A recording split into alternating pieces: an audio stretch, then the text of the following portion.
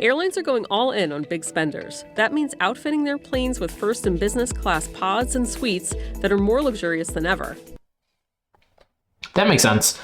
The two main ways a business can go down in order to become successful is either you go for luxury and basically do high margin, low volume. So you're trying to sell something very expensive to a few amount of people, or you go in the opposite direction, which is you aim to sell a lot of things for cheap, and then all those things will accumulate. So examples of that would probably be like a luxury brand would be on the luxury side, which is why I referenced luxury there.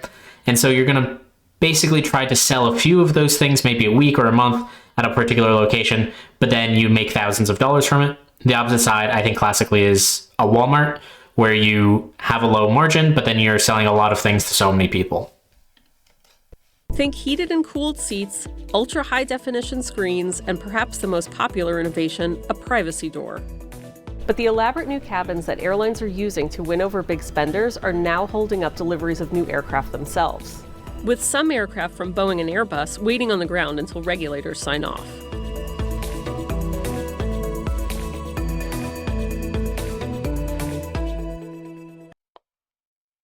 So that's interesting. They mentioned regulators here, so I'm going to assume before they get into anything here that the reason why it's slowing them down is likely they're asking for new features that are uncommon and potentially untested before. And so in certain areas, especially the highly regulated spaces, like let's say the medical fields, for instance, there's a little bit more structure around how things work here. And it makes sense for airplanes as well that you would probably have to ensure that whatever you're going to install into an airplane isn't going to potentially lead to a catastrophic event. And so in some of these cases, you're actually not allowed to do anything until you get approval here.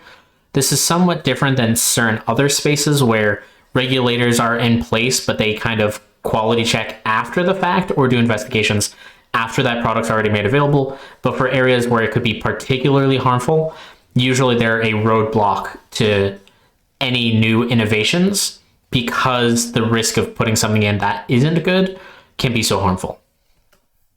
Airlines around the world, from Delta to Lufthansa to Singapore Airlines, Qantas, and JetBlue, are racing to add the most luxurious seats possible to their jets. Premium revenue performance outpaced main cabin throughout the year, up 8% over prior year with positive unit revenues in all 4 quarters of 24. We expect to increase capacity 3 to 4% in 2025, with more than 85% of incremental seats in premium cabins. But getting the seats certified by regulators is taking months, holding up delivery of new airplanes. That's adding to years of problems like supply and labor shortages after the pandemic hit the industry. Most prominent among the ongoing challenges in our industry is the shortfall of, by now, 41 Boeing long-haul aircraft, which were originally supposed to be operating already in the year of 24. Of these aircraft, 15 787s are still awaiting certification for the seats in Charleston in South Carolina. Regulators have to determine. So it sounds like they're going to cover that right now. But I think this is essentially also supply and demand.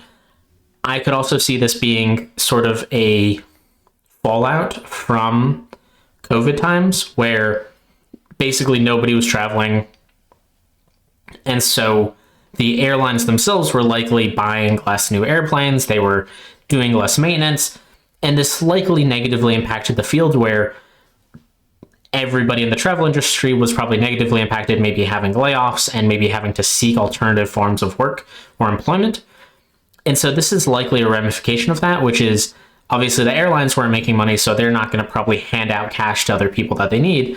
But there's going to be a delayed factor here, which is consumers are going to go to the airlines first. Then the airlines, as demand increases, are going to need to increase their maintenance and new fleet. And that will then trickle down money basically into the folks who build and maintain those aircrafts. And so I suspect that this is a supply and demand thing, which is they probably cut off funding these folks as soon as possible once they saw some downturns for COVID, and are now kind of expecting them to just hop back into place. And that's not what's going to happen. There's going to have to be some time where likely it's going to have to come back to where it was before, maybe even have a shortage for a while. Maybe they'll increase salaries for these types of workers, maybe increase demand or prices of new airplanes, and then this will incentivize folks to kind of re-enter this market, and then that will add in a surge to kind of make up for the lack of supply for the workers and the machinery and technology that's required for this. At least that's my speculation here, which is you can't just turn industries on and off. There's going to be some ramifications that do take time to rectify. And whether the new seats are safe to fly commercially before they're used on passenger flights.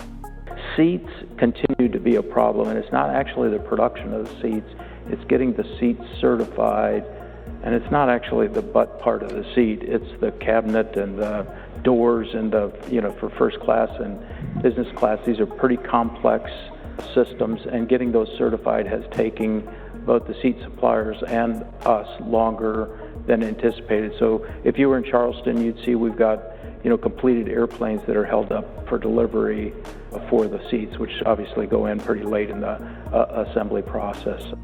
When it comes to interiors and what we have experienced so far, we have delays in seats that is delaying the time at which we can deliver a plane fully completed and deliver it on time. The bottlenecks are bad news not just for airplane makers, but for airlines trying to grow profits. Premium passenger revenues increased 10% year over year, and premium cabin unit revenues were positive, both trends that persisted throughout the year. We see no change in consumer behavior seeking out increased premium experiences. Installing fancier first class and business class seats are crucial for the airline industry. Margins are thin across airlines. Last year, the profit margins of global airlines were about 3%, or $6.40 per passenger. Customers that are less price sensitive, especially during a period of prolonged inflation, have become more important to airlines. So airlines have poured billions of dollars into revamping their cabins where those customers sit. While airlines used to give away more of the front of the plane to frequent travelers through upgrades, many flyers have shown they are willing to pay up to sit in a premium seat. Fare differences can be vast. A round-trip ticket between New York and Munich in Lufthansa's business class, not even the most flexible fare, is going for about $10,000 in the first week of May. About 10 Wow, that's a pretty high price. times the price of a standard economy ticket. Those seats are elaborate. Some have sliding doors for privacy, big screens, and other electronics, and they convert into full-length beds. Each business class seat can have about 1,500 parts, and they weigh about 175 pounds. They're so heavy that they change the center of gravity on some Airbus planes operated by Swiss, and they're still waiting for approval. The seats can run in the low 6 digits, about the price of a luxury car. Not having these seats flying on time is adding to the industry's problem of having loads of customers and not enough planes to fly them. For premium, we think that that's going to continue to grow, and we're skating to where the puck is going to be. And on that front, over the next 2 years, we're going to grow our premium seating by 20%. Getting the state-of-the-art seats installed at the front of the cabin means millions of dollars in revenue for airlines. But for now, it's just another thing they will have to wait on until the new cabins are cleared to fly. Thank you for watching. If you've enjoyed what you've seen, please hit like or subscribe. I'll see you around.